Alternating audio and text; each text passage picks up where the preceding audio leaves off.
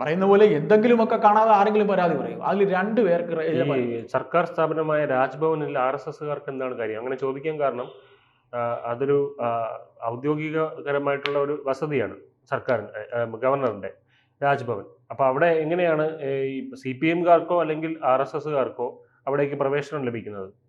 അതൊന്ന് വ്യക്തമാക്കാമോ? വിജയ്, ഇപ്പോൾ ഞാൻ ചോദിച്ച ചോദ്യത്തിൽ തന്നെ CPMന്റെ ചാരന്മാരെന്ന് പറഞ്ഞു.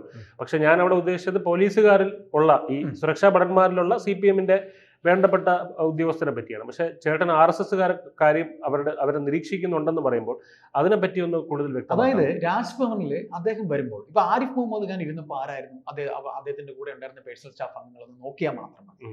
ഇപ്പൊ അത് കഴിഞ്ഞ് വന്നിരിക്കുന്നവരെ നോക്കിയാൽ മതി. കാര്യം അത് കേന്ദ്രത്തിൽ നിന്ന് വരുന്ന ഒരു ഉത്തരവാണ് ഈ ഗവർണർ എന്ന് പറയുന്നത് വെക്കുന്നത്. അപ്പൊ അദ്ദേഹത്തിന് ഇഷ്ടമുള്ളവരെ വെക്കാം പേഴ്സണൽ സ്റ്റാഫില്, ഔദ്യോഗികമായി സംസ്കൃതി ഭവനിലും അല്ലാതെയും RSSന്റെ എഴുത്തുകാരായിട്ടുള്ള സർക്കാർ ഉദ്യോഗസ്ഥരായിരിക്കും.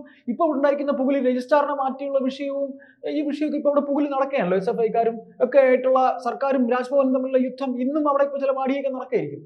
അപ്പൊ അതിന് ഇത്രയേ ഉള്ളൂ. അത് ഗവർണർക്ക് ഇഷ്ടപ്പെട്ടവരെ വെക്കാം. അവരുടെ നമുക്ക് എല്ലാവർക്കും രാഷ്ട്രീയമുണ്ടല്ലോ. കേരളത്തിലെ ഏറ്റവും വലിയ പ്രത്യേകത എവരി ഇൻഡിവിജ്വലിനും അവരുടെ പൊളിറ്റിക്സ് ഉണ്ട്. മനസ്സിന്റെ ഉള്ളിലുണ്ട്. സ്ത്രീകൾക്ക് വരെ ഉണ്ട് പൊളിറ്റിക്സ്, കുട്ടികൾക്ക് വരെ ഉണ്ട് പൊളിറ്റിക്സ്.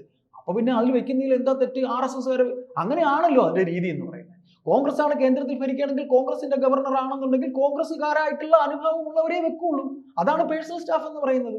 അപ്പൊ അതുകൊണ്ട് ഞാൻ പറഞ്ഞത് അങ്ങനെയുള്ള RSSകാരൊക്കെ തന്നെയാണ് അവിടെ ഉള്ളത്. അദ്ദേഹത്തിന് ഈ കത്തുകൾ അദ്ദേഹം വായിക്കാനുള്ള ഇപ്പൊ അദ്ദേഹത്തിന് കേരളത്തെ കുറിച്ച് എന്തറിയാം? മനസ്സിലായി, പേഴ്സണൽ സ്റ്റാഫാണ്.